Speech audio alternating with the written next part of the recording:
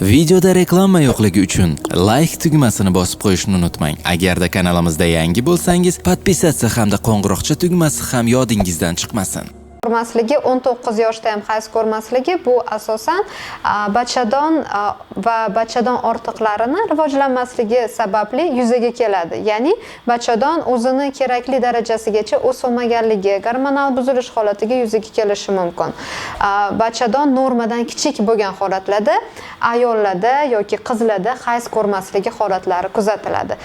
Первичный bo'lishi mumkin, ya'ni birlamchi hayz ko'rmaslik bu umuman hayz hech qachon kelmagan. Bu holatlarda bachadon yetarli darajada o'smagan bo'ladi.